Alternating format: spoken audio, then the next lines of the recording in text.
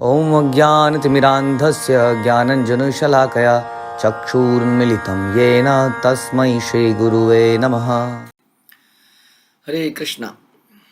श्री चैतन्य चरितामृत मध्य लीला chapter 13 प्यार संख्या 13। विश्वंभर जगन्नाथे केचा लाईता पारे, आप न इच्छाए चले करिता विहारे। भगवान जगन्नाथ संपूर्ण ब्रह्मांड के पालनहार हैं। भला उन्हें एक स्थान से दूसरे स्थान तक कौन ले जा सकता है, लेकिन भगवान स्वयं अपनी इच्छा से लीलाएं करने के लिए चलते हैं। तो मधुर लीलाएं करते हैं क्योंकि इससे भक्तों को बड़ा आनंद मिलता है। भगवान इस संसार में क्यों आते हैं? वो राक्षसों का वध करने के लिए तो नहीं आते हैं, लेकिन वो तो सेकेंडरी पर्पस है, वो भी एक प्रकार की लीला है। वध करने का पर्पस वध करना ना होकर वध करने की लीला करना है, जिससे कि भक्त लोग आनंद लेते हैं। तो वास्तविक तौर से वो जीवात्मा को अट्रैक्ट करने आते हैं, जो कि बड़ी चीज़ों से अट्रैक्ट हो चुकी है। धन से, सुंदरता से, प्रकृति से, कई चीज़ों से अट्रैक्ट हो चुकी है, तो उसको अट्रैक्ट करने के लिए वो स्वयं आते हैं। तो इसी प्रकार से भगवान यहाँ पर एक स्थान से दूसरे स्थान पे जाते हैं अपनी लीला के लिए। भगवान कितना कितना बड़ा उत्सव है ये संसार के लोगों के लिए एक्चुअली में। और श्रील प्रभुपाद की कृपा से ये अब रथ यात्रा केवल जगन्नाथपुरी में नहीं रह गई है, ये रथ यात्रा पूरे संसार में फैल गई है। कितना बड़ा उत्सव है भगवान को, भगवान के साथ वॉक करना। वॉक करते हैं ना, जैसे श्रील प्रभुपाद के साथ समुद्र के किनारे लोग वॉक करते थे, उनके शिष्यगण, और चर्चाएं होती थी। तो भगवान के साथ भी वॉक करने का मौका में मिलता है जगन्नाथ रथ यात्रा में। महाप्रभु मणिमा करे ध्वनि, नाना वाद्य कोलाहले किछु ना सुनी।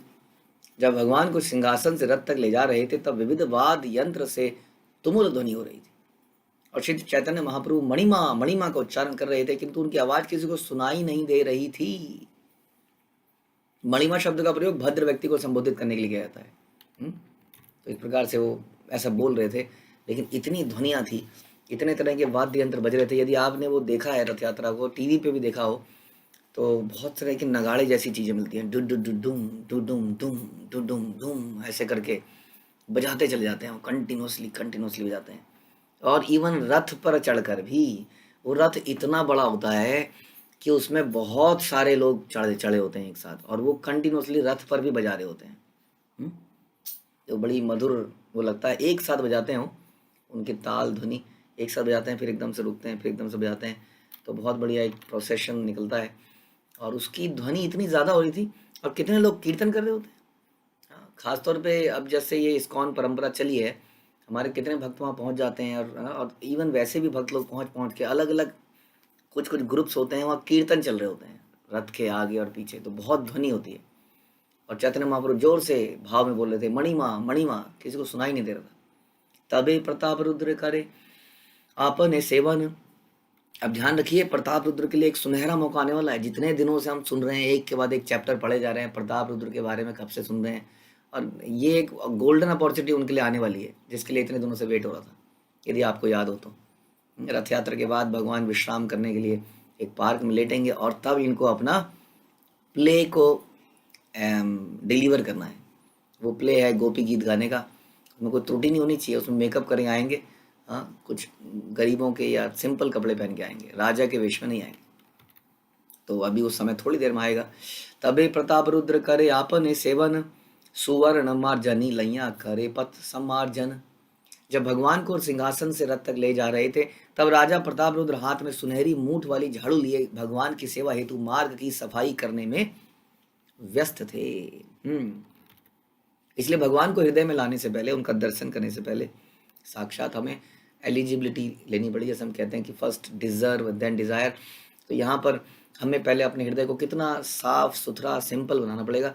तो प्रताप रुद्र वही कर रहे हैं, और इस प्रकार सड़क की सफाई करके मीनियल सेवा कर रहे हैं। अपने आप को राजा नहीं मान रहे हैं, अपने आप को एक गरीब, एक साधारण व्यक्ति मान रहे हैं, जो भगवान का नित्य दास है और कोई उसकी पहचान नहीं है। और इसके अंतर्गत वो सड़कों पर झाड़ू लगा रहे हैं। तो इस तरह से एक राजा भी झाड़ू लगा रहा है, हमें सोचना चाहिए कैसे हम मीनियल सर्विस केवल झाड़ू लगाना नहीं है, हम लोग ज़्यादातर मीनियल सर्विस उसको कहते हैं जो अननोटिस करी जाए। अननोटिस मतलब होता है किसी की नोटिस में नहीं है लेकिन आपने सेवा कर दी, क्योंकि सेवा करना आपका धर्म है, ना कि सेवा को दिखाना।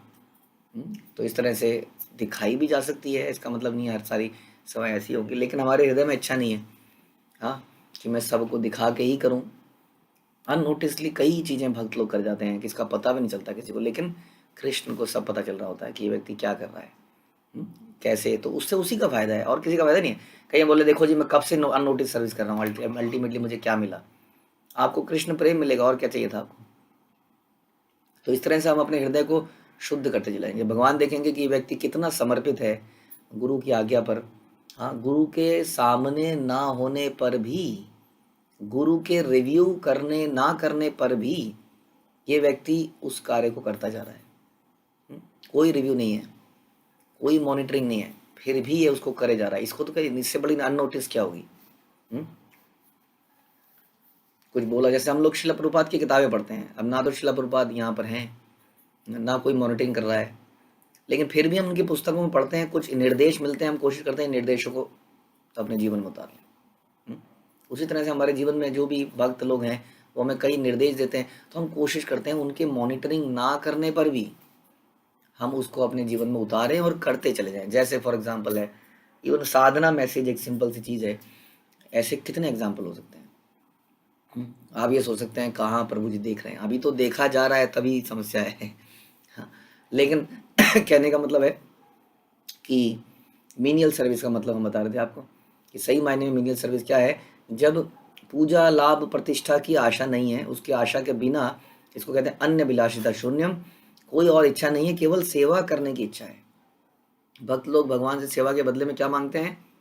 और सेवा मांगते हैं, और कोई इच्छा नहीं है। इसलिए वो नोटिस में आए या नोटिस में ना आए उसकी कोई अभिलाषा नहीं है। सही मायने में मीनियल सर्विस ये है, क्योंकि कई बार क्या होता है, हम लोग अब मीनियल सर्विस करने का भी एक प्रकार से, एक मीनियल सर्विस भी अब बड़ी रेपुटेड सर्विस बन गई है। यानी कि झाड़ू पोछा लगाना भी कई बार रेपुटेशन का एक रोल, एक पार्ट बन जाता है। तो ध्यान रखिए उसका मतलब क्या है अल्टीमेटली, कि वी आर नॉट कंसर्न कि कोई हमें शाबाशी देगा, क्या करेगा क्या नहीं करेगा, लेकिन हमें करना है क्योंकि ऐसी हमारे गुरु की, हमारी परंपरा की इच्छाएं हैं, तो इसलिए हमें करना है उनकी प्रसन्नता के लिए। तो इस प्रकार से यहाँ प्रताप रुद्र झाड़ू लगा रहे थे। प्रताप रुद्र ने जब झाड़ू लगाई थी तब लोग कैमरेज और क्या कहते हैं गिम्बल और ड्रोन, हाँ उसका ज़माना नहीं था। आजकल कोई नेता अगर झाड़ू लगाता हुआ देखेगा तो 5-6 ड्रोन चारों तरफ घूमने लगेंगे, देखिए देखिए देखिए, झाड़ू लगाते पाए गए। लेकिन फिर भी क्या होता है कि जब महान व्यक्ति जैसे हमारी गुरु परंपरा के, हमारे गुरु महाराज अगर कुछ करना लगेंगे तो डेफिनेटली लोग उसको कैप्चर करना चाहेंगे। हाँ, ऐसी उनकी इच्छा नहीं कि उन्हें कैप्चर किया जाए, लेकिन कैप्चर करने के लिए बहुत सारे कैमरे होंगे ताकि लोगों को एक एग्जाम्पल सेट किया जाए। बट ये सब बड़ी सटल बातें हैं, मन में क्या चल रहा है नोबडी नोज, है ना। तो कहने का मतलब है कि भगवान भक्त को ग्लोरीफाई कर देते हैं, वो नहीं भी चाहने पर भी। जैसे माधवेंद्रपुरी नहीं चाहते थे कि लोगों को पता चले कि खीर उन्होंने चलाई है, लेकिन फिर भी भगवान ने उनको ग्लोरीफाई कर दिया। तो भक्त लोग तो मीनियल सर्विस करना चाहेंगे, अननोटिस सर्विस करना चाहेंगे, लेकिन भगवान उसको नोटिस में ले आएंगे तो भी वो विचलित हुए बिना करता रहेगा। बिल्कुल, हमें जीवन ऐसे ही बिताना चाहिए कि सब कोई भगवान की कृपा है और उन्हीं की कृपा के लिए हम काम कर रहे हैं। विचलित नहीं होता है व्यक्ति किसी स्थिति में। एक व्यक्ति को एक बार क्या हुआ कि गाय एक वो था आश्रम में, गाय आई, कोई व्यक्ति दान कर गया, तो कोई कोई आके बोला कि अरे आपको गाय दान मिल गई, बड़ा तो क्या बोला था उन्होंने, हाँ वो मतलब क्या बता रहे थे कैसे वो भगवान की इच्छा ही समझता है हर चीज़ को। तो उन्होंने बोला ठीक है, कोई व्यक्ति गाय दे गए कुछ, तो उन्होंने कहा, और गाय आश्रम में गाय की आवश्यकता थी, तो एकदम से दे गए तो सब ले प्रसन्न हुए। ठीक है, उन्होंने तो उन व्यक्ति ने बहुत ज़्यादा एक्साइटमेंट नहीं दिखाई, उन्होंने कहा सब भगवान की इच्छा है, गौ माता की सेवा करेंगे। थोड़े दिनों बाद उस आदमी का क्या दिमाग फिरा पता नहीं, जिसने दान में दिया था, वो गायों को वापस ले गया कि नहीं जी मेरा तो काम नहीं चल पा रहा है, आप मुझे मेरी गाय वापस दे दीजिए। गाय वापस चली गई और सब लोगों को बड़ा दुख हुआ। सब लोगों ने फिर साधु महात्मा को बोला कि साधु सारी गायें चली गई। तो उसने कहा तो क्या हो गया, गोबर नहीं साफ करना पड़ेगा, खाना नहीं बनाना पड़ेगा। यानी कि वो हर स्थिति को भगवान की कृपा मान रहे थे। जब मिल गई तो ठीक है जी, सेवा करेंगे, कुछ मिलेगा, भगवान को भोग लगाएंगे। जब चली गई तो ठीक है जी, सफाई नहीं करनी पड़ेगी। हाँ, इस प्रकार से यानी कि हर अवस्था में, यानी कि आपने सर्विस करी, हाँ आपने मीनियल सर्विस करी, अननोटिस सर्विस करी, आपको नहीं पूछा गया तो भी आप विचलित नहीं है, पूछा गया तो भी आपको विचलित नहीं है, पूछा गया तो भी आप ये सोच रहे हैं ठीक है, क्या पता मेरे एग्जाम्पल से और लोग सीखें। नहीं पूछा गया तो भी सही है, क्यों? क्योंकि चलो मेरी इससे आध्यात्मिक उन्नति होगी, क्योंकि किसी ने मुझे प्रोत्साहित नहीं किया। इसका मतलब मैं भगवान और गुरु के लिए कर रहा हूँ, अपनी प्रशंसा के लिए। तो हर अवस्था में, तो माधवेंद्रपुरी का गुणगान हुआ तो उन्होंने कहा ठीक है जी, गुणगान कर रहे हो तो मुझे चंदन दो भगवान की सेवा के लिए। अच्छा, गुणगान नहीं कर रहे हैं, बहुत बढ़िया, भगवान मैं आपकी ऐसी अननोटिस सेवा करता रहूँ। तो इस प्रकार से भक्त की स्थिति है। तो यहाँ पे प्रताप रुद्र जो है बड़े भाव से कर रहे हैं, लेकिन भक्तों ने उनको, भक्त लोग उनको ग्लोरीफाई कर रहे हैं। तो झाड़ू लेके वो भगवान की रास्ते को साफ कर रहे थे, केवल भगवान की प्रसन्नता के लिए, चैतन्य महाप्रभु की प्रसन्नता के लिए। चंदन चले तेज करे पथ निषेचने, तुच्छ सेवा करे वसी राज सिंहासने। राजा के मार्ग पर चंदन से सुगंधित जल का छिड़काव, राजा ने मार्ग पर चंदन से सुगंधित जल का छिड़काव किया। यद्यपि वे राज सिंहासन के स्वामी थे, किंतु भगवान जगन्नाथ के लिए तुच्छ सेवा में लगे हुए थे। हाँ, जैसे हम बता रहे थे अभी, मीनियल सर्विस। तो ये मीनियल सर्विस में बड़ा, इसका बड़ा महत्व है वास्तव में हमारी परंपरा में, क्योंकि हम कहते हैं ना, तृणादि अभी सुनीचेन, ये तृण के समान की जो फीलिंग है, ये अक्सर केवल साधना करने के साथ साथ सेवा करने से भी आती है। इट्स लाइक हम पढ़ाई करते थे तो हम थ्योरी पढ़ते थे, उसके बाद प्रैक्टिकल होता था, लैब्स होती थी, है ना, प्रैक्टिकल एग्जाम्पल होते थे, मैथमेटिक्स के सम होते हैं, जिससे कि फर्दर उस अंडरस्टैंडिंग को डेवलप करने में हेल्प मिलती है। तो इसलिए हम लोग फिलॉसफी सुनते हैं, लेकिन अक्सर हमारे जीवन में फिलॉसफी को इम्प्लीमेंट करने का कोई, हमारे पास लैब की कमी होती है। स्कूल तो हम बना देते हैं, लेकिन लैब बनाना मुश्किल हो जाता है। तो लैब क्या है हमारी? हमारी लैब है भक्तों के संग। भक्तों के संग बहुत बढ़िया लैब है, क्योंकि इसमें बहुत सारी सेवाएं मिलती हैं और इसमें कई बार ह्यूमिलेशन हो ही जाती है। आपस में कुछ मन मुटाव हो जाता है, कुछ गुस्सा हो जाता है, कुछ खींचतान हो जाती है। यही हमारी लेबोरेटरी है, जिसमें हमें अपनी सीखी हुई फिलॉसफी को टेस्ट करने का मौका मिलता है। हम देख पाते हैं कि इसमें इस केमिकल को मिलाएंगे तो ब्लास्ट होगा या सब शांत रहेगा। कई बार ब्लास्ट हो जाता है। हाँ, तब हमें समझ में आता है ये तो अभी गड़बड़ है, अभी मिक्सचर, हमें मालूम नहीं है मिक्सिंग ठीक से कैसे करनी है, कैसे मिक्सिंग ठीक से करनी है, कैसे भक्तों के बीच में मिक्सिंग करनी है, कैसे मिक्सिंग करते हुए भी हमेशा समझना है कि भक्तों की स्थिति हमेशा हायर रहेगी, और कैसे हम उनको हमेशा सम्मान दे पाएंगे। तो ये, हाँ, जरा सा भी केमिकल गलत मिक्स किया तो बूम, पता लगा आपका पूरा मुंह काला हो गया। दिखाते हैं ना कई बार बाल खड़े हो गए, तो ऐसा हो जाता है। तो हम आपको ये बता रहे थे कि जो भी हम फिलॉसफी सीखते हैं, उसको, उसके लिए लेबोरेटरी है हमारी सर्विसेज अमंग द डिवोटीज। गुरु के द्वारा दी गई सेवाएं, भक्तों के द्वारा दी गई सेवाएं, भक्तों के बीच में रह के करी गई सेवाएं, उसमें सारी टेस्टिंग हो जाती है। ये है तुच्छ सेवाएं, ये हमें तुच्छता का अनुभव कराई देती है। हाँ, इसलिए हम जब अपना ब्रह्म ज्योति में पड़े रहते हैं अपनी अपनी, हाँ, तो ये मिक्सिंग नहीं होती है। जब केमिकल की मिक्सिंग नहीं होगी तो पता ही नहीं चलेगा कि ब्लास्ट होगा कि नहीं होगा। तो इस प्रकार से अशुद्ध ही हम रह जाएंगे और अशुद्ध अवस्था में मरेंगे तो दोबारा पैदा हो जाएंगे।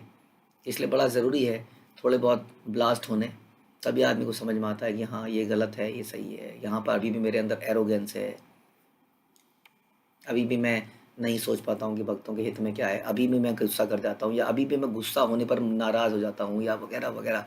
बहुत सारी लर्निंग हो सकती है आपको। मैं तो इसको तुच्छ सेवा मानता हूँ। तुच्छ सेवा के चक्कर में मुझे लगता है एक नया ही एक एरिया खड़ा हो गया है। लोग झाड़ू मारना, टॉयलेट साफ़ करने को तुच्छ सेवा मानने लगे हैं। टॉयलेट तो साफ़ कर देते हैं, लेकिन कोई हल्का सा कुछ बोल देता है तो बिल बिला जाते हैं। हाँ, तो वाकई में फिर वो तुच्छ सेवा नहीं है। तुच्छ सेवा का मतलब तो अगर आप समरी में समझें, जो तुच्छता का अनुभव करा दे वही तुच्छ सेवा है। हमें तो कई बार बहुत छोटी सेवा करके बड़ा गर्व महसूस होने लगता है, देखो मैंने तुच्छ सेवा करी। अपने आप से कहते हैं हम, किसी और से नहीं कहते। तो तुच्छ सेवा मतलब जिसमें तुच्छता का अनुभव हो, और वो अनुभव हो ही नहीं रहा है, कर रहे हैं हम लोग। हाँ, इसलिए ये बड़ा इंपॉर्टेंट है समझना कि तुच्छ सेवा है क्या वास्तव में। ओके। उत्तम हैया राजा करे तुच्छ सेवन, अतएव जगन्नाथेर कृपार भजन।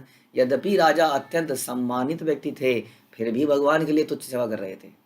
यस, तो कई बार एक बहुत बड़े सम्मानित व्यक्ति के लिए किसी को पानी पिलाना भी तुच्छ सेवा हो सकती है, प्रसाद बांटना भी। तो आप कहेंगे ये तो प्रसाद बांट रहा है, तुच्छ सेवा क्या है, मेरे को देखो मैं टॉयलेट साफ करता हूँ। लेकिन उस व्यक्ति को, है ना, अब जैसे कि मतलब गुरु महाराज जैसे व्यक्ति हैं, उनके पास जीवन में समय हम जानते नहीं हैं कहाँ समय है, अगर वो थोड़ा सा भी करने की इच्छा कर रहे हैं ऐसा और कर पा रहे हैं तो इट्स वंडरफुल थिंग। क्योंकि उनके जीवन में तो भक्तों की बात सुन लेना या हमारे उनकी सुन लेना, यही एक बहुत अपने आप में बहुत बड़ा काम है। उनके लिए तो तुच्छ सेवा यही है कि वो अपने शरीर को ना ध्यान रख के अपना दिन रात भक्तों की समस्याएं सुनने में, सॉल्व करने में लगे। क्या ये तुच्छ सेवा नहीं है? अपने आप को समाप्त कर कर दूसरे की प्रॉब्लम सुनते रहना, सुनते रहना, सुनते रहना, ये कि यही तो। इसलिए तुच्छ सेवा को कोई एक डेफिनेशन नहीं हो सकती कि ये एक फलाना चीज तुच्छ सेवा है। तुच्छ सेवा मतलब यही हो सकता है कि आदमी अपने मान सम्मान प्रतिष्ठा, अपने आराम, अपने हर कंफर्ट को त्याग कर किसी के लिए कुछ करता चले जा रहा है, करता चले जा रहा है, और बदले में उसको क्या चाहिए? बदले में उसको कुछ नहीं चाहिए। तो इस प्रकार की यहाँ सेवा होती। तो या राजा के लिए ये बड़ी तुच्छ सेवा थी, क्योंकि राजा तो आप झाड़ू मारना इतनी बड़ी तुच्छ सेवा नहीं रही। इस कौन में आज की डेट में हर कोई मारने को तैयार हो जाता है, लेकिन एक ऐसे व्यक्ति के लिए जो बड़ा सम्मानित है, उसके लिए झाड़ू लगाना भी बहुत बड़ी तुच्छ सेवा हो सकती है। अतएव वे भगवान की कृपा प्राप्त करने के उपयुक्त पात्र बन गए। तो यही है पात्रता। हम जो बोलते हैं हमारे गुरुकुल की जो पंच लाइन हम जो बोलते हैं, विद्या ददाति विनयम, और विनयाति आति पात्रतम। विनम्रता से क्या आती है? पात्रता।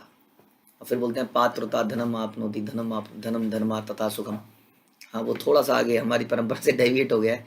सुखम की आवश्यकता नहीं है हमें, और हमारे लिए धर्म कुछ और है। हमारा धर्म है कृष्ण की सेवा।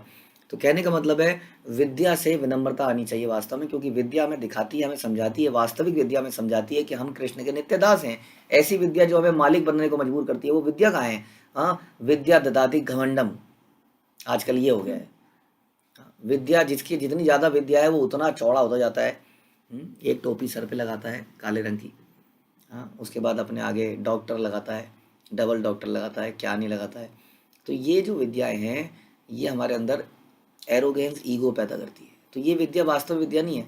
इसलिए विद्यालय वर्ड ही नहीं हटा देना चाहिए आज की डेट में। वो विद्यालय नहीं है, प्रोफेशनल है। हाँ, जहाँ पे प्रोफेशनल, हाँ, चीज़ें दिखी जाती हैं, ऑक्यूपेशनल चीज़ें सीखी जाती है, कैसे पैसा कमाना है। जैसे कि षंड और अमरक। जब षंड अमरक के पास प्रहलाद महाराज को भेजा गया, तो प्रहलाद महाराज के नरसिंह हिरण्यकशिपु के सामने षंड अमरक कहते हैं कि हमें एक मौका और दीजिए, ये प्राणदाता हिरण्यकशिपु, एक मौका और दीजिए, हम आपके बच्चे को लायक बना के लाएंगे। ले जाते हैं वहाँ पर, और वहाँ पे क्या सिखाते हैं? राजनीति, कैसे झूठ बोलना है, कैसे इसके साथ ये करना है, इसके साथ ये करना है। हाँ, ये दुश्मन है, ये दोस्त है। प्रहलाद महाराज कहते हैं क्या नॉनसेंस, क्या दोस्त है और क्या दुश्मन है? ये शरीर समाप्त हो जाएगा, इसका क्या दोस्त क्या दुश्मन। और प्रहलाद महाराज कुछ और, ये बड़े परेशान हो जाते हैं ऐसी नॉलेज से, बड़े फ्रस्ट्रेट हो जाते हैं, ब्रेक का वेट करते हैं। ब्रेक, जैसे हमारे बच्चे कहते हैं ब्रेक दे दो ब्रेक। वो ब्रेक में क्या करते हैं? वो प्रहलाद महाराज ब्रेक में सबको इकट्ठा कर लेते हैं। हे असुर पुत्रों, सुनो, बोलो जय राधा माधव। और वहां पे ब्रेक में कीर्तन चालू हो जाता है। हाँ, आप भागवतम की बात है, तो सच बात बता रहे। और ब्रेक में उनका हृदय थोड़ा ठंडा होता है, हाँ, कि कहाँ फंस गया मैं, कैसे स्कूल में फंस गया मैं। तो वास्तव में ये विद्या नहीं है, हम ये बता रहे थे आपको। ऐसे ही विद्या प्रहलाद महाराज को भी सिखाई जाती है, ऑक्यूपेशनल ड्यूटी। तुझे राजा बनना है, तुझे सीखना पड़ेगा धोखा कैसे दंडित किया जाता है, कैसे राजनीति चली जाती है। उन्होंने कहा ये तो बोगस है, ये नॉलेज नहीं है। वो कुछ और ही नॉलेज देने लगते हैं, खुद ही टीचर बन जाते हैं उसी स्कूल के। तो इस प्रकार से विद्या ददाति विनयम हमारे अंदर, चाहे स्कूलों की विद्या हो, चाहे आप लोग इस्कॉन की क्लासेस अटेंड करते हो कहीं पर भी दुनिया में, यदि उन कक्षाओं से, उन लेक्चर से, प्रवचनों से हमारे अंदर विनम्रता पैदा नहीं हो रही है, तो इसका मतलब हम भी उसी तरह की नॉलेज ले रहे हैं। हाँ, विनम्रता नहीं आ रही है तो कोई उस विद्या का लाभ नहीं हुआ, क्योंकि विनम्रता से ही पात्रता आती है, पात्रता, एलिजिबिलिटी। हाँ, एलिजिबिलिटी आती है विनम्रता से। उसी से हम भगवान की कृपा को प्राप्त करने के पात्र बनते हैं। बड़ा इंपॉर्टेंट है क्योंकि यहाँ पर अभी अभी बताया गया आपको, क्या बताया गया कि सेवा करने से ही और विनम्रता से ही वे भगवान की कृपा प्राप्त करने के उपयुक्त पात्र बने। क्योंकि अपने अंदर उन्होंने ऐसी विनम्रता पैदा करी, ऐसी तुच्छता पैदा करी। इसलिए हम लोग बोलते हैं कि गुरुदेव कृपा बिंदु दिया तृणापेक्षा अतिहीना। ये कृपा कीजिए कि मैं अपने आप को तृण के से भी ज़्यादा हीन समझ पाऊँ। This is the qualification. आपको यहाँ पर इस्कॉन में 2 साल 3 साल का कोर्स, 6 दिन का DYS, 2 साल की कल्प वृक्ष, भक्ति शास्त्री और वगैरह वगैरह करके करके आपको यहाँ पे डिग्रियाँ हासिल नहीं करनी है। आपको क्या करना है, अल्टीमेटली विनम्रता प्राप्त करनी है। उसके बिना सब व्यर्थ है। ये समझने की आवश्यकता है क्योंकि उसी से पात्रता आएगी। देखिए ये सब डिग्रियाँ तो हमें भौतिक जगत में मिल ही रही थी और हमने ली भी है, डज नॉट मैटर। यहाँ पर भी आके इसी के होड़ में रहेंगे तो कोई फ़ायदा नहीं होगा। इसलिए यहाँ पे क्या करना है, यहाँ पे ये भी नहीं सोचना है कि अब मैं दीक्षित हो गया, अब मुझे ब्राह्मण दीक्षित बनना है, अब मुझे कुछ और यहाँ का लीडर बन जाना है, रीजनल सेक्रेटरी बन जाना है, ये बन जाना है। ये उपाधियाँ हैं, इन्हीं से तो मुक्त होने के लिए आए हैं यहाँ पर। ये उपाधियाँ तो हमें भौतिक जगत में बहुत मिल रही थी, साथ में रोकड़ा भी मिल रहा था, रोकड़ा। यहाँ उपाधियों में कोई रोकड़ा नहीं मिल रहा है। कई बार ऑफिस में आदमी को कंफ्यूज करने के लिए उसकी डेजिग्नेशन बढ़ा देते हैं, बड़ा परेशान है, सैलरी तो बढ़ा नहीं सकते, इसको मैनेजर बना देते हैं।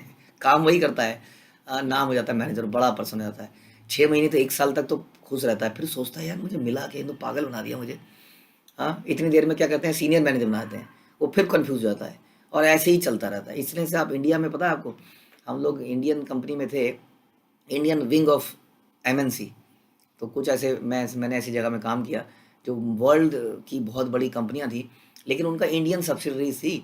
तो इंडियन सब्सिडीज में एक कई बार ऐसा हुआ कि रैशनलाइजेशन करते हैं जी, यूनिफॉर्मिटी लेके आते हैं, पूरे वर्ल्ड में यूनिफॉर्मिटी लेके आते हैं in terms of structure of the organisation. अब जब वो लेके आए तो इतनी बड़ी प्रॉब्लम हो गई। क्या प्रॉब्लम पता है, उन्होंने देखा कि विदेश में केवल 2 या 3 लेवल थे और इंडिया में थे 10 level. Assistant, junior assistant, senior assistant, और उसके बाद एक manager, senior manager, junior manager, वो कितने 10 डेजिग्नेशन, वहाँ पे थी 2 या 3 डेजिग्नेशन बस। क्योंकि ये कल्चर बन गया है यहाँ पर, ये एक तरह की प्रतिष्ठा है ना। आदमी को कंफ्यूज किया जाता है संसार में, अच्छा ये ले ले, अच्छा ये ले ले, वो पागल हो जाता है, प्रतिष्ठा के पीछे पागल हो जाता है। वास्तव में उसके हाथ में कुछ नहीं आता है, काम वही कर रहा होता है, फिर भी मैनेजर कहलाता है। 1-2 लोग उसके अंडर डाल देते हैं तो बड़ा प्रसन्न हो जाता है, अब मेरे अंडर भी लोग हैं। बस ऐसे ही आदमी संसार में भी भ्रमित रहता है। इसलिए कहते हैं कि विनम्रता जो है बड़ी इंपॉर्टेंट चीज़ है। अदरवाइज इंसान कंफ्यूज ही रहेगा, कुछ समझ में नहीं आएगा सच्चाई क्या है, चीज़ों को यथारूप नहीं देख पाएगा। इसलिए सरलता, विनम्रता, ये जो है भक्तों के गुण हैं। इसलिए हमने आपको बड़ा डिटेल में समझाया कि तुच्छ सेवा क्या है। हमने समझाया कैसे अननोटिसली सेवा करना, भगवान और गुरु की प्रसन्नता के लिए सेवा करना, बदले में कोई भी इच्छा ना करना, अपनी प्यूरिफिकेशन के लिए सेवा करना। चाहे वो फिर कोई भी सेवा की जाए वो तुच्छ सेवा कहलाई जा सकती है। और कोई भी सेवा जिसमें पूजा, मान, प्रतिष्ठा की अभिलाषा है, अभिलाषा है, हो सकता है मिल जाए, ध्यान रखिए मिल जाएगी, ऐसा भगवान कर ही देते हैं, लेकिन इच्छा नहीं है। ये आपको ही पता होगा, मेरे को ही पता होगा, अपने हृदय में कोई बता नहीं सकता है। अपनी डेवलपमेंट के लिए हमें खुद काम करना पड़ेगा। क्यों? क्योंकि विनम्रता ही पात्रता है। और ये पात्रता क्या है? भगवान की कृपा प्राप्त करने के लिए हमें ये पात्रता लानी पड़ेगी। इसलिए जो भी हम लेक्चर सुन रहे हैं ये भी एक प्रकार की विद्या है। हम अक्सर बुराई करते हैं भौतिक स्कूलों की, लेकिन व्हाट अबाउट अस? हम तो स्पिरिचुअल एजुकेशन लेने के बाद भी ये पात्रता पैदा नहीं कर पा रहे हैं। तो क्या फ़ायदा हुआ इवन इस एजुकेशन का, ये बताइए। इस एजुकेशन का भी क्या लाभ हुआ? आपने भौतिक स्कूलों को तो उनकी निंदा कर करके उनका कर दिया, लेकिन व्हाट अबाउट अस? तो यही यहाँ पर दिखा रहे हैं कि प्रताप रुद्र का पूरा जीवन देखिए, उसके पहले भी कितने समय से केवल झाड़ू नहीं लगाई है उन्होंने, ध्यान रखिए, उन्होंने केवल झाड़ू नहीं लगाई है। भगवान ने उनको नेगलेक्ट किया है कंटिन्यूसली। जैसे हम सुनते आशीलस्य वा पदुर्तुमाम पिनुष्टुमाम, उसके अनुसार, उस श्लोक के अनुसार उनको नेगलेक्ट किया गया है कंटिन्यूसली। इवन इफ उन्होंने कंटिन्यूसली सेवा करी है, उन्होंने भक्तों के रुकने का, रहने का, खाने का, पीने का अरेंजमेंट किया। उन्होंने रामानंद राय को फ्री कर दिया जस्ट बिकॉज रामानंद राय चैतन्य महाप्रभु के साथ जाना चाहते थे। उनकी पेंशन डबल कर दी। आगे जाके आप देखेंगे गोपीनाथ पटनायक गोपीनाथ पटनायक को क्षमा कर देंगे just because he is belonging to Chaitanya Mahaprabhu, जबकि गोपीनाथ पटनायक फ्रॉड करेंगे राज्य धन के साथ। और इस प्रकार से न जाने कितनी सेवा वो करे जा रहे हैं, लेकिन कंटिन्यूसली नेगलेक्ट किए जा रहे हैं, फिर भी वो उत्साहित हैं। तो एक घटना से पता नहीं चलेगा कि वास्तव में कोई व्यक्ति विनम्र है कि नहीं है। It's a series of events, उनका चरित्र जो कि प्रताप रुद्र का हम देखते हैं। तो उसी चरित्र के चलते हुए अब उन्होंने ऐसी पात्रता प्राप्त की है। महाप्रभु सुख पाइला से सेवा देखीते, महाप्रभुर कृपा हईला से सेवा हईते। राजा को ऐसी तुच्छ सेवा में संलग्न देखकर चैतन्य महाप्रभु अत्यंत प्रसन्न हुए। या सेवा करने से ही राजा को महाप्रभु की कृपा प्राप्त हुई। इस प्रकार से कहते हैं कि भगवान हृदय में है, और वो हृदय से ही समझ जाते हैं कि हम वास्तव में कुछ सेवा कर पा रहे हैं कि नहीं कर रहे हैं, कर रहे हैं कि नहीं कर रहे हैं, कौन से भाव से कर रहे हैं, कौन सी इच्छा से कर रहे हैं। ये एक बड़ी समस्या है। हमें हमेशा प्राइवेसी चाहिए, लेकिन कृष्ण हमें प्राइवेसी लेने नहीं देते, क्योंकि हमारे विचारों से भी अवगत है। बताइए, हम अक्सर प्राइवेसी की दुहाई करते हैं, कैसे करेंगे आप? भगवान आपके हर विचार से अवगत हैं, हर विचार से। सोचिए, इसलिए बड़ा समस्या है, कैसे हमें विचारों को शुद्ध करना पड़ेगा। There is no other option. भगवान की कृपा प्राप्त हुए बिना मनुष्य ना तो भगवान को समझ सकता है, ना ही उनकी भक्ति में लग सकता है। जिस भक्त को भगवान की थोड़ी सी भी कृपा प्राप्त होती है, वही उन्हें समझ सकता है। यानी कि कृपा प्राप्त करना बड़ा आवश्यक है। इसका मतलब योग्यता से नहीं होगा। आपकी योग्यता जो हम अर्जित करते हैं संसार में, उससे नहीं होगा, नंबर ऑफ ईयर्स से नहीं होगा, किसी पर्टिकुलर प्रकार की दीक्षा से नहीं होगा, किसी पर्टिकुलर प्रकार के इवन आध्यात्मिक कोर्स से नहीं होगा। तो क्या होगा? कृपा से होगा। कृपा कैसे मिलेगी? विनम्रता से। विनम्रता से जब भक्तों को, भगवान को, गुरु को सर्व करेंगे, वही उन्हें समझ सकता है। अन्य लोग उन्हें समझने के लिए भले ही उनका दार्शनिक चिंतन करें, हाँ, लेकिन उन्हें तनिक भी नहीं समझ सकता सब तो पाते। हाँ, कई लोग क्या करते हैं, कई लोग लेक्चर सुन के लेक्चर आगे डिलीवर करने का प्रयास करते हैं। ऐसे बहुत सारे लोग हैं जो बनते जा रहे हैं, जो किसी के प्रति समर्पित तो नहीं है।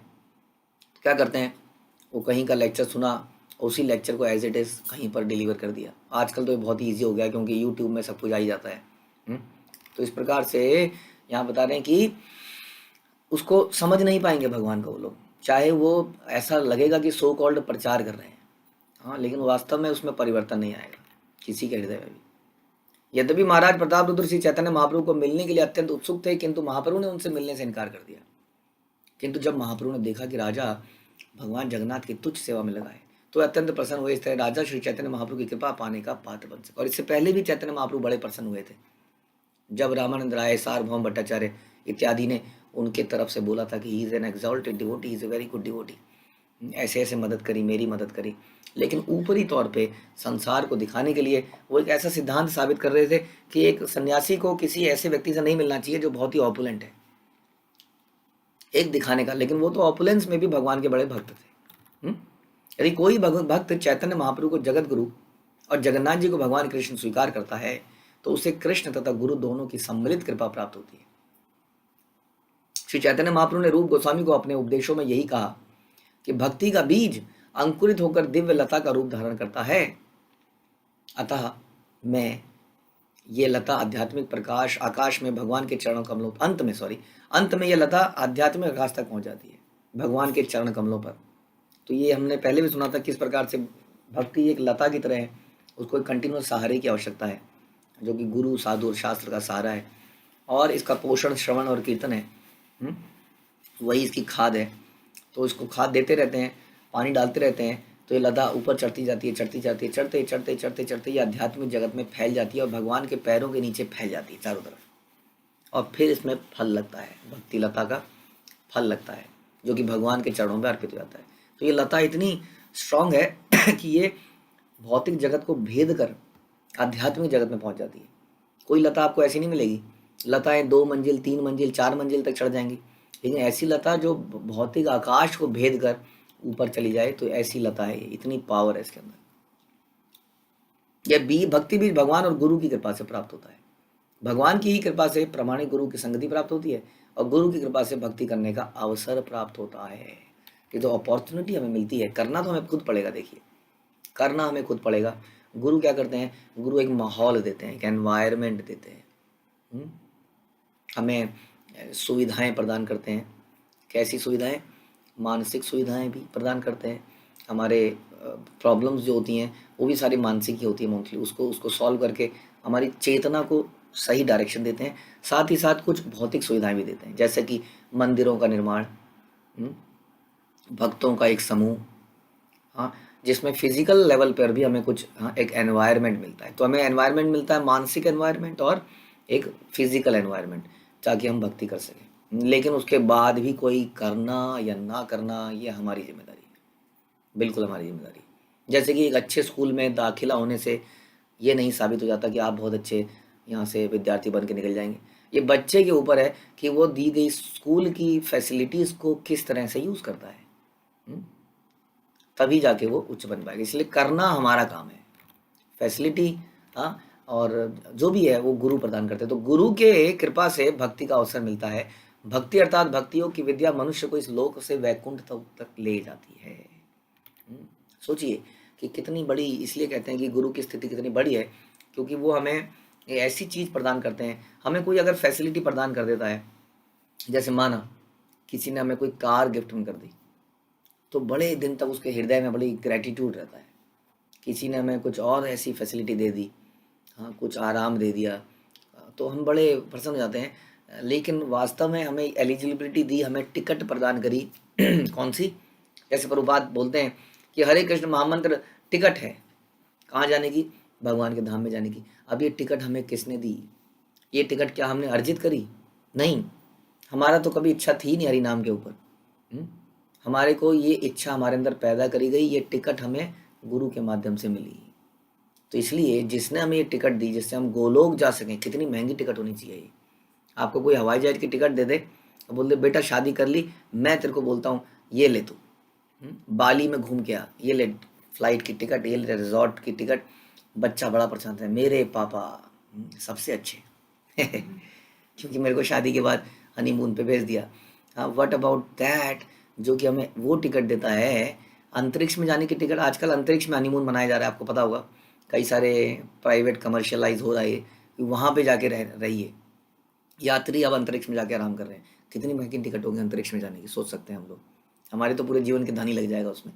अब जो इस अंतरिक्ष के, पता नहीं कौन से अंतरिक्ष के ऊपर ऊपर ऊपर ऊपर ऊपर, हाँ, एक दूसरे ही जगत में, वहाँ की टिकट दे दे, वो टिकट कितनी महंगी होनी चाहिए और उसके प्रति कितनी कृतज्ञता होनी चाहिए। लेकिन ये हम सोच नहीं पाते। यहाँ पर यही बता रहे हैं श्रील प्रभुपाद कि गुरु की कृपा से भक्ति करने का अवसर मिलता है और भक्तियों की विद्या मनुष्य को इस लोक से वैकुंठ में ले जाती है। रथेर साजनी देखी लोके चमत्कार, नव हेममय रथ सुमेरु आकार। रथ की सजावट देखकर हर व्यक्ति आश्चर्यचकित था। वास्तव में रथ के ऊपर जगन्नाथपुरी के इस पूरे उत्सव में हर चीज के पीछे अनेक कथाएं, अनेक रीति रिवाज हैं, रिचुअल हैं, जो कि बहुत ही मनोहर है।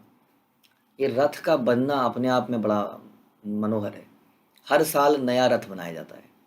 रथ की लकड़ी विशेष प्रकार की होती है, उसको बनाने वाले लोग विशेष प्रकार के होते हैं। उसको बनाने की प्रारंभ करने के लिए पूजा अवस्था की जाती है।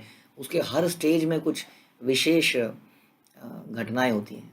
इस प्रकार से वो रथ कई महीने पहले से बनना शुरू होता है।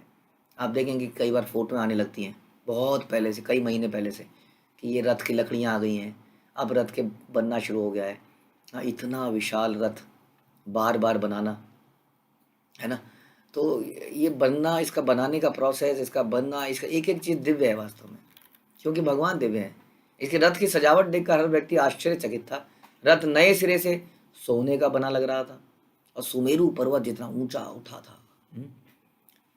1973 में प्रभुपाद बताते हैं कि लंदन इंग्लैंड में विशाल रथ यात्रा का आयोजन किया गया और रथ को ट्रैफलगर स्क्वायर तक लाया गया। लंदन के दैनिक समाचार पत्र गार्जियन के मुख्य पृष्ठ पर चित्र के नीचे शीर्षक छपा था, ट्रैफलगर स्क्वायर में इस्कॉन की रथ यात्रा नेल्सन स्तंभ की समता करने वाली है। नेल्सन स्तंभ जो है लॉर्ड नेल्सन की अत्यंत प्रभावशाली मूर्ति है और काफी दूर से दिखती है। जिस तरह पुरी के निवासी रथ यात्रा के रथ की तुलना सुमेरु पर्वत से कर रहे थे, उसी तरह लंदन के निवासियों ने रथ की समता नेल्सन स्मारक से की। तो इस प्रकार से एक अद्भुत काम हुआ ये। अब इंडिया में तो कभी भी जुलूस निकाला जा सकता है, कोई भी चार आदमी खड़े होते हैं, हाय हाय ये वो, झंडे निकाल, आज इसका समारोह, आज इसका समारोह, ट्रैफिक जैम, ट्रैफिक जैम। विदेशों में आप ये सब कर नहीं सकते, अलाउड नहीं है वहाँ पे कुछ भी करना, हर चीज़ के लिए बड़ी स्ट्रिक्ट परमिशन है। ऐसी जगह पर रथ यात्रा निकालना इज़ वेरी डिफिकल्ट। इतने बड़े बड़े रथ, वो नेल्सन की एक बहुत बड़ी मूर्ति लगी हुई है, समझ लीजिए ऐसा भव्य रथ लगता था, दूर से रथ दिख रहा था। इतने बड़े रथ निकालना विदेशों की सड़कों पर, जहाँ लोग जानते ही नहीं है कौन है भैया, कौन रथ के अंदर है, कोई आदमी है, नहीं आदमी नहीं है, कोई लकड़ी की मूर्ति है, ये क्या है। हाँ, सुपरस्टिशंस, ये सब अंधविश्वास। सोचिए ऐसी जगह पर कैसे इन्होंने किया हुआ है। तो बड़ी भव्य रथ यात्रा, एक तरह से पहली रथ यात्रा निकाली गई, और अब उसके बाद न जाने कितनी रथ यात्रा निकली। शत शत सूचो सामर दर्पण उज्ज्वल, ऊपर ए पताका शोभे चांदो या निर्मल। इस सजावट में चमकीले शीशे तथा सैकड़ों चामर थे। रथ के ऊपर स्वच्छ छत्र तथा एक सुंदर झंडा था। कई सारे चावर चल रहे थे, कई सारे चमकीले शीशे लग रहे थे, जिससे एकदम चमचम चमचम हो रही थी, और सुंदर छत्र बना था, स्वर्ण एकदम लगता था कि सोने का, चमकते हुए सोने का, अंदर सुंदर झंडा लगा था। घाघर किंकड़ी बाजे घंटार क्वाणित, नाना चित्र पट वस्त्रे रथ विभूषिता। रथ को रेशमी वस्त्र तथा विविध चित्रों से भी सजाया गया था। अनेक पीतल के घंटे, घड़ियाल और घुंघरू बज रहे थे। तो इस प्रकार से हमें खूब व्यवस्था करनी चाहिए, जैसे हमने कुछ दिन पहले समझाया था, कैसे ये उत्सवों में या ऐसी चीज़ों में अगर हम बहुत ही जोश से लगते हैं, तो इससे बहुत फ़ायदा होता है, हमें एंगेजमेंट मिलती है, और उस चीज़ की महत्वता बढ़ जाती है। जैसे हमने बताया था कि ऐसे शादी विवाह हमारे भारतवर्ष में, शादी मतलब बहुत बड़ा एक, है ना, उत्सव, और इसका मजाक उड़ाते हैं विदेशी, तुम्हारे यहाँ तो हर चीज़ को इतना एलेबोरेट कर दिया जाता है। हाँ, जो मैं सुना था कैसे कोर्ट मैरिज, जिस मैरिज की शुरुआत ही कोर्ट से होती है, उसका अंत भी कोर्ट में हो जाता है। तो उत्सव मनाने, उत्सव में एक्साइटमेंट होना, उत्सव में खर्चा करना, उत्सव में ये सब होना, ये अनिवार्य है। ये उसकी दिव्यता को, उसकी भव्यता को बढ़ा देता है। आप कहेंगे कि पूरा, कई बार लोग कहते हैं अरे सारा समय तो रंगोली बनाने में निकल गया, समय वेस्ट हो गया, लोग आए, लोगों ने उसके ऊपर चल गए और निकल गए। नहीं, जीवन का समय तो वेस्ट हो ही रहा है। यदि जीवन का समय कृष्ण भावनामृत कार्यों में लग गया तो वेस्ट कैसे हुआ। यदि आपने पूरे दिन बैठ के रंगोली बनाई, मानते हैं, तो वेस्ट कैसे हुआ, आपने पूरा दिन कृष्ण भावनामृत में बताया। तो वेस्ट नहीं है ये, कुछ भी वे चीज़ें वेस्ट नहीं होती हैं, वेस्ट नहीं है। कुछ भौतिक चीज़ों में समय लगाना वेस्ट है, आध्यात्मिक चीज़ों में अगर आप 10 घंटे भी लगा रहे हैं तो उसको वेस्ट मत मानिए, क्योंकि वो आप कृष्ण की प्रसन्नता के लिए कर रहे हैं, कैसे वेस्ट हो सकता है। तो इस प्रकार से बहुत तरह से सजाया गया। आप देखिए, आप कोई कहे जी इतना सजाया तुमने, थोड़ी देर में रथ निकला और सब बेकार। अब कोई अगर ऐसा सोचे, 1 महीने से 2 महीने से लोग तैयारियां कर रहे थे, हाँ, सजा रहे थे, सड़कों को सजा रहे थे, ये कर रहे थे, अब रथ आया, उधर से निकल गया, खत्म जी, बैठ जाओ। अब यही किया तुमने, क्या फ़ायदा हुआ इसका। हाँ, वेस्टेज ऑफ टाइम। तो हमें लगने लगता हाँ यार, हाँ, हम उसको प्रैक्टिकली सोचने लगते हैं। प्रेम में प्रैक्टिकली नहीं सोचा जाता, ध्यान रखिए। हम कितनी प्रेम से कई बार माला बनाते हैं, हाँ, और माला पहनाई, और माला पहना के गुरु महाराज माला पहनते हैं, थोड़ी देर हम पहनते ही लो साइड में गया, क्या फ़ायदा हुआ माला बनाने का, वेस्ट, टाइम वेस्ट। ऐसे नहीं सोचा जाता है। जो माला बनाई है ना आपने, जो बनाने का जो प्रोसेस था, जो आपने 4 घंटे लगाए, वो डिवोशनल एक्टिविटी थी। ऐसा नहीं है कि महाराज उसको 4 घंटे तक पहनेंगे तो वो डिवोशनल सर्विस होगी, नहीं, आपने बनाने का process in itself is a devotional service, ये समझना पड़ेगा। इसलिए कोई टाइम की वेस्टेज नहीं है, ध्यान रखिए। आध्यात्मिक जगत में कोई टाइम की वेस्टेज नहीं। टाइम की वेस्टेज का वर्ड आया कहाँ से, वेस्टेज मीन्स नॉट, अपने समय को भगवान की, गुरु की सेवा में ना लगाना इस टाइम वेस्टेज। यदि आप सेवा में लगा रहे हैं, उसका फल इंपॉर्टेंट नहीं है, तो उसका फल क्या मिला, कितनी शाबाशी मिली, यही तो हमने बोला, तुच्छ सेवा आपने किया, बस यही तुच्छ सेवा। उसको एक्सेप्ट किया गया, नहीं किया गया, लेकिन आपने तो इसी भाव से किया ना। जैसे माना हमने देखा गुरु महाराज की व्यास पूजा में, पता नहीं 56 तो क्या बोलूँ, 56,000 लग रहा था कि भोग लगे हुए थे आगे, भगवान उनके आगे टेबलें लगी हुई थी, पता नहीं कितने केक लगे हुए थे। अब मुझे लगता है इनमें से 90%, 99% चीज़ें गुरु महाराज ने टच भी नहीं करी होंगी। अब हम सोचें मेरी चीज़ खा ले, बस मेरी चीज़ खा ले तो सफलता मिल जाए। नहीं, जो आपने बनाया, वो जो बनाने का प्रोसेस था उसी में आपको सफलता मिल चुकी है। उनके खाने में नहीं मिलेगी। तो कहने का मतलब है कि समय को लगाना, इसलिए इन उत्सवों को में बहुत समय लगाया जाता था। पीतल के घंटे, घड़ियाल, घुंघरू, क्या कहते हैं वो, कागज के झंडे या कागज के वो झिलने वाले, सब घरों में के ऊपर झंडे, मतलब क्या क्या नहीं, रंगोलियाँ, सड़कों पर रंगोलियाँ, चंदन घुला हुआ पानी फेंका जाना, बहुत कुछ, जितना बोला जाए उतना कम, कुछ घंटों के लिए। तो ऐसा उत्सव हमें मनाने चाहिए। ऐसे ही उत्सव, हाँ, हमारा उत्साह, भक्ति के हर कार्य में उत्साह दिखना चाहिए। एक्स्ट्रा, क्या कहते हैं, एक्स्ट्रावेगेंजा कहते हैं ना शायद, हाँ, ऐसा होना चाहिए। हम देखते हैं कि चैतन्य चरितमृत में चैतन्य महाप्रभु का विवाह हुआ था, और कौन से खान थे वो, फॉरगेटिंग द नेम, कोई भक्त थे जिन्होंने कितना बड़ा अरेंजमेंट किया था, कितना बड़ा अरेंजमेंट किया था। तो इस प्रकार से ये करना चाहिए, इससे दिव्यता साबित होती है चीज़ों की, भव्यता बनती है, हमारे हृदय में भाव आते हैं, उत्साह आता है, जो कि भक्ति में बहुत आवश्यक है। तो अभी आपको उत्साहित बने रहना है, क्योंकि रथ यात्रा तो अभी चालू भी नहीं हुई है। अभी तो रथ यात्रा के पहले का सीन सेट हो रहा है, सेटिंग द सीन। ठीक है, तो इसी के साथ समाप्त करते हैं। श्री चैतन्य चरितमृत की जय, श्रील प्रभुपाद की जय, श्री कृष्णदास कविराज की जय।